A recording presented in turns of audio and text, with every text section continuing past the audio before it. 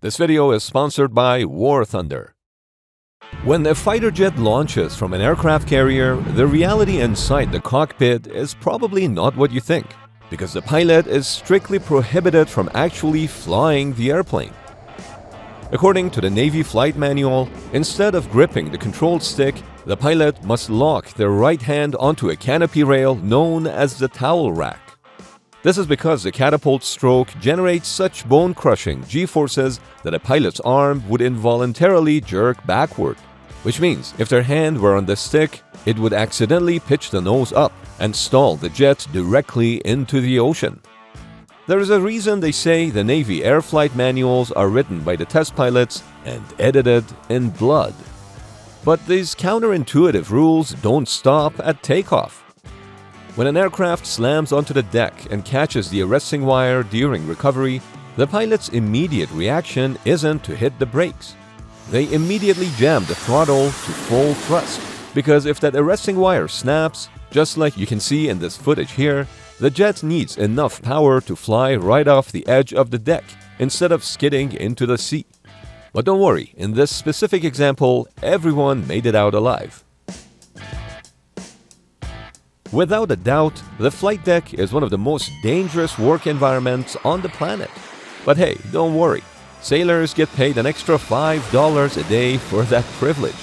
That's right, a whopping $150 a month in flight deck hazardous duty pay.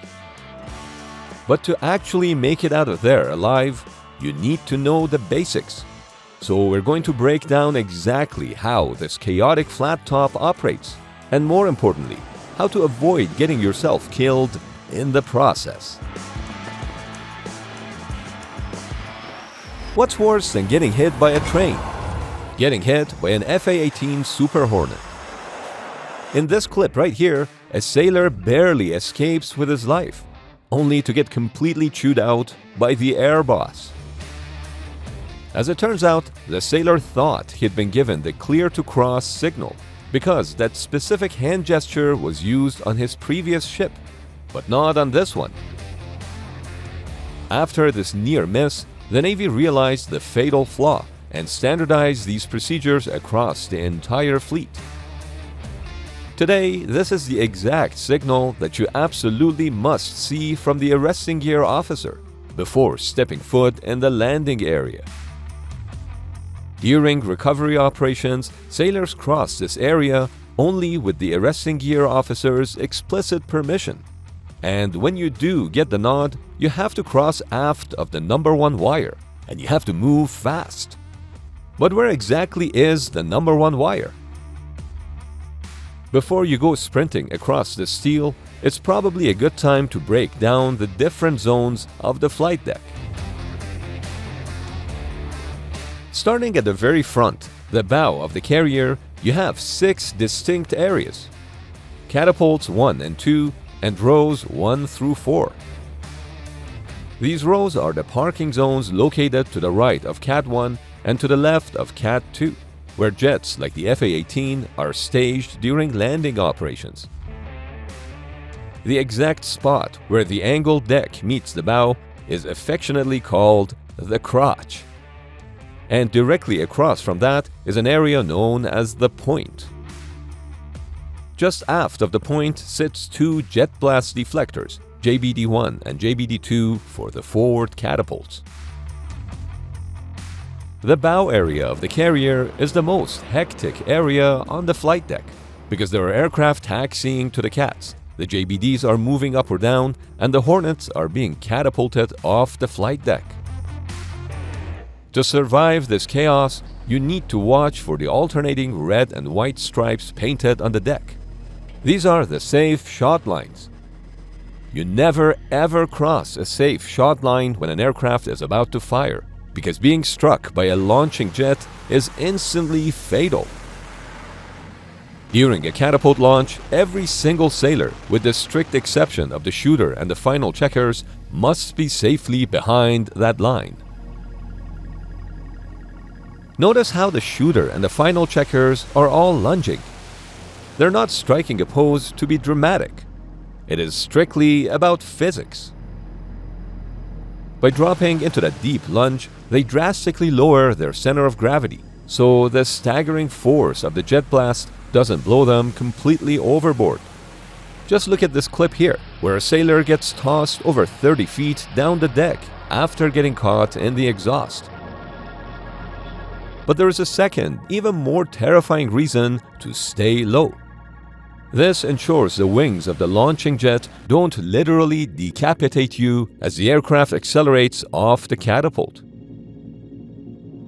If you stand up too early, well, you end up like the sailor in this footage, taking a direct hit from the wing. Note that on modern supercarriers, you don't really need to squat for the most part. This is just a tradition from smaller legacy carriers. And if you want all that thrill without the danger, you should play War Thunder. War Thunder is the most comprehensive vehicle combat game ever made, with over 2,500 vehicles of 10 major nations, from the 1920s biplanes to modern fighter jets. This game has insane graphics and sound effects, and realistic vehicle damage models down to the component, so when something gets hit, the impact is quite accurate. And with the all-new mobile version available on iOS and Android, you can take the battlefield wherever you go. The mobile version has intuitive controls and that familiar, massive multiplayer warfare in dynamic ground, sea, and air battles. Play War Thunder for free on PC, PlayStation, Xbox, and mobile devices. And if you're new or a returning player who hasn't played in 6 months, click the links below to receive a massive bonus pack, including multiple premium vehicles, the exclusive vehicle decorator Eagle of Valor, 100,000 Silver Lions, and 7 days of premium account. It's a limited time offer, so don't miss it. Moving aft down the starboard side, the right side of the ship, you'll hit elevators 1 and 2. This general staging area is known as the corral. It's where jets are parked waiting for their turn in the action. Just inboard of the corral is the street, and exactly like a busy city street, you have to keep your head on a swivel because of the constant chaotic flow of aircraft and heavy equipment. Right next to that is the six-pack, named simply for the 6 jets that are usually crammed in there.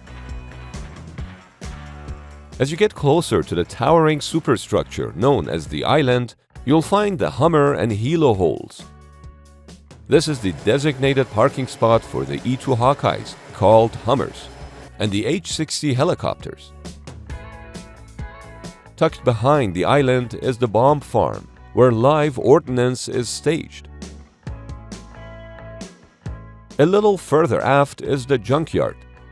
True to its name, this is where a massive amount of heavy gear gets stashed, and you will routinely hear officers screaming at sailors to stop treating it like an actual landfill. Finally, as we push all the way back toward the fantail, you'll pass elevator 3, before ending up at the patio, right on the back corner of the deck. Starting back up at the crotch and running all the way down past the six-pack, the Hummer and Yhello holes, the junkyard, elevator 3, and the patio, you'll find a solid red and white stripe. This is the foul line. It marks the absolute boundary of the landing area. During flight operations, you never ever cross this line without explicit authorization. And even after a jet has safely landed, the flight deck crew are not exactly safe. This is the arresting wire being pulled back into position. That heavy steel cable often violently snaps back a couple of feet. If you aren't paying attention, it will easily take your legs right from under you. Speaking of those arresting wires, you'll find them stretched across the aft section of the angled flight deck. While older carriers were built with 4 wires, newer and refitted ships operate with only 3.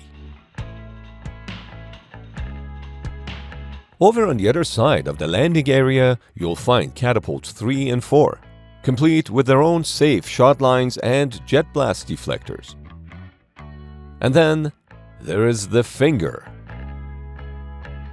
As you move all the way aft, just behind elevator 4, you hit a tiny protruding piece of the flight deck, appropriately called the Finger. This is an incredibly awkward and precarious place to park a multi-million-dollar jet. Carrier legend dictates that the handler will only park an aircraft out on the finger if the pilot cut them in the chow line or did something equally unforgivable. Across the island on the port side sits the meatball. This used to be the pilot's primary guide for landing, but the new Magic Carpet software has relegated this gyro-stabilized icon to a high-tech backup. Back in the day, trapping a jet on a pitching carrier was considered the absolute pinnacle of aviation skill. But now, thanks to Precision Landing Mode, or PLM, from what I've been told, it's apparently no harder than moving a mouse on a computer screen. Finally, just aft of the meatball is the LSO platform. It comes complete with its own cushioned escape net, which is exactly where those landing signal officers will blindly dive if an incoming jet suddenly swerves their way. Here's the thing, just knowing the map won't save you if you don't understand the Skittles.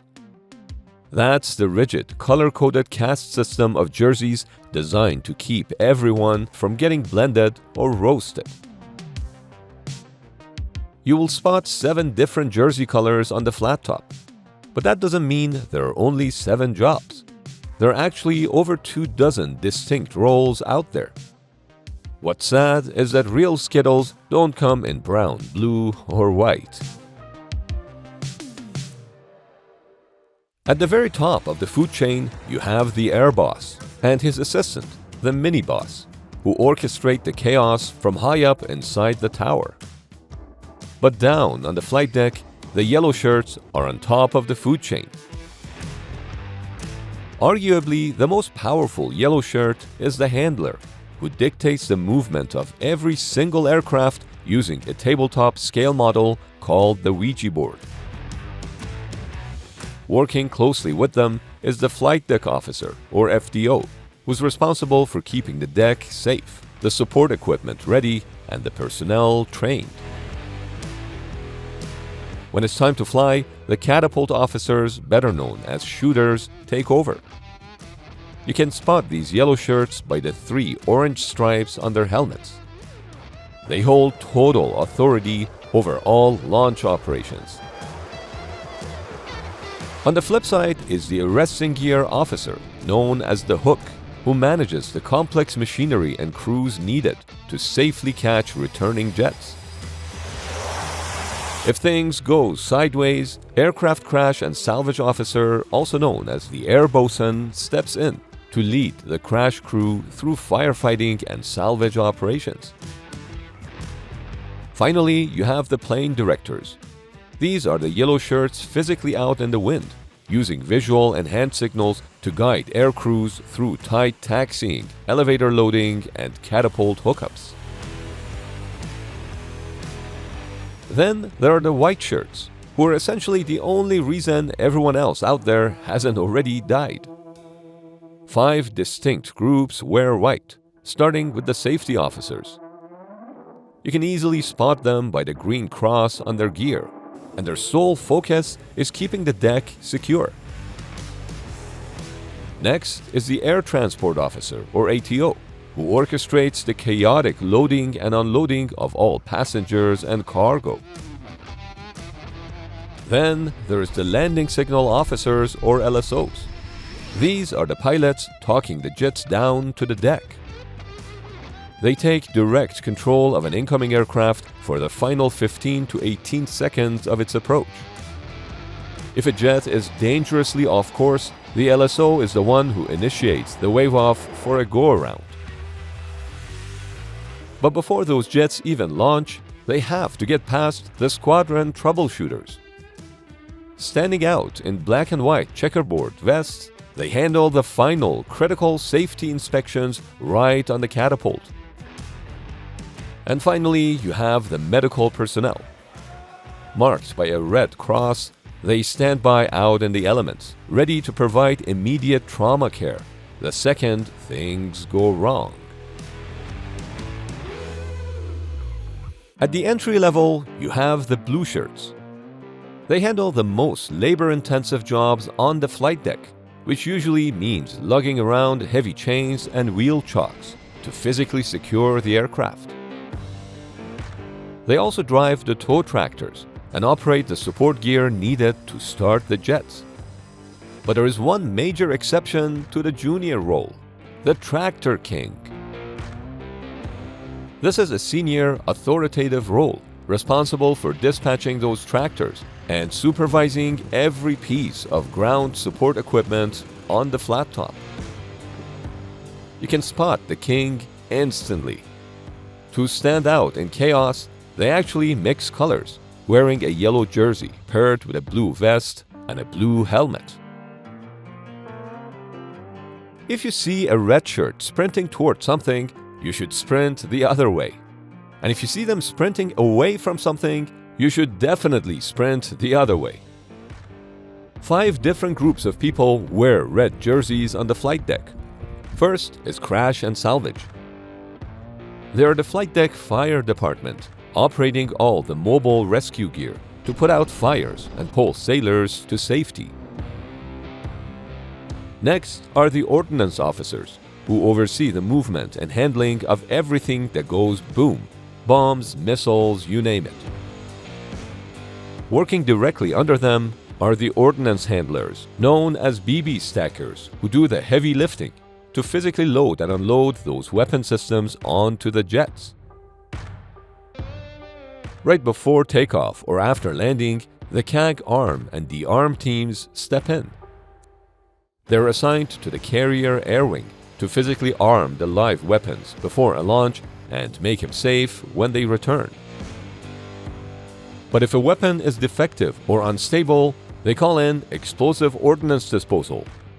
You'll know them by the big EOD printed on their backs, and their entire job is to disarm and neutralize such threats. The purple shirts, also known as grapes, are the people you can smell from 3 decks away. Why? Because their entire world revolves around pumping jet fuel. These sailors are responsible for fueling and defueling every single aircraft on the ship. Before a single drop goes into a jet, they're out there pulling samples to guarantee the gas is clean and safe to fly. And when they're not actively dragging heavy hoses across the deck, they're busy maintaining the carrier's massive ship-wide aviation fuel systems. Finally, we have the green shirts. These are by far the most common jerseys on the flight deck, with at least 13 different groups wearing this color. Starting on the catapult, you have the catapult safety observers. They act as the direct eyes and ears for the shooters, ensuring everyone follows strict procedures during a launch. Right there with them are the topside safety petty officers, who verify that the holdback bars are installed and the aircraft's launch bar is perfectly seated. Because they have to get under the jet to do this, they're always the very last people to crawl out before a launch. Working alongside them, the holdback bar personnel physically install that release assembly. Meanwhile, the center deck operator relays the exact catapult settings to the control stations. This involves the capacity selector valve, which controls exactly how much steam pressure is used to throw the jet off the deck. The weightboard operator is the one who actually confirms the gross weight with the pilot just before launch. To keep everyone safe during all of this, the jet blast deflector operator raises and lowers the JBD panels. This is the only thing that keeps the aircraft's exhaust from cooking the crew and the other parked jets. Over on the recovery side, you have the arresting gear topside petty officer, supervising the crews that catch the jets. Once a jet traps, the hook runners sprint out to ensure the cross-deck pendant and purchase cables are fully disengaged from the tailhook. When the area is safe, they signal the deck edge operator, who's stationed down the catwalk, to retract the wire for the next jet. In between those landings, deck checkers constantly sweep the area, making sure the deck is clear of all personnel and any dangerous foreign object debris. Beyond the catapults and wires, you'll find the aircraft maintainers, who do the gritty work of keeping the jets repaired and ready to fly. For rotary wing operations, the helicopter landing signal enlisted, or LSE, uses hand signals to guide all chopper takeoffs and landings. And finally, the photographers and videographers who actually capture the footage you're watching right now. They wear green shirts too. The brown shirts are essentially the world's most expensive janitors. These are your plane captains. They basically own the jet when it's sitting on the flight deck, making sure it's rigorously inspected and serviced before and after every single flight. They're completely responsible for the general condition and cleanliness of the airframe. And yes, that absolutely includes physically washing the jet. Beyond the scrub downs, they also supervise the ground starting procedures. And whenever a tow tractor is moving their jets across the deck, the plane captain is the one sitting high up in the cockpit, riding the brakes. While each jersey color has a very specific role, there are 3 critical scenarios where the entire rainbow has to move as a single unit. The first is when an aircraft suffers a landing gear or tailhook failure. That changes the mission instantly. The whole crew rushes to the junkyard, the storage area behind the island. Not to hide, but to haul out the emergency barricade. This is not just a simple net. It's a massive, incredibly heavy web that must be quickly untangled, stretched across the deck, and rigged with absolute precision to catch a multi-million-dollar jet. Just ask any pilot who has had to nurse a crippled jet back to the ship, and they will tell you that web is the only thing standing between them and the ocean. The second scenario is a lot less cinematic, but just as vital: the FOD walk. Hundreds of sailors line up shoulder to shoulder to conduct a literal scavenger hunt across 4.5 acres of steel. They're looking for foreign object debris, which could be anything from a stray screw to a tiny pebble. Why the obsession? Because if a jet engine sucks up even a single loose bolt, it can trigger a catastrophic FOD out, completely destroying the engine from the inside. It is without a doubt the most important slow-motion walk in the Navy. Finally, when things hit the fan, there is zero room for spectators. Just like when a T-2 Buckeye crashed into the island aboard USS Lexington in 1989. Sailors initially dived for cover, but the very second they realized they were still alive, they didn't run away. They ran straight toward the fire hoses. On an aircraft carrier, every single sailor is first a firefighter. Damage control is the most heavily practiced evolution on the ship for one simple reason. If you don't put out the fire, there's no ship left to save. In an emergency, hiding simply is not an option. Action and cooperation is the sailor's only way home. Play War Thunder for free on PC, consoles, and mobile. New and returning players on PC and consoles that haven't played in 6 months will also receive a massive bonus pack including multiple premium vehicles. It's a limited time offer, so don't miss it.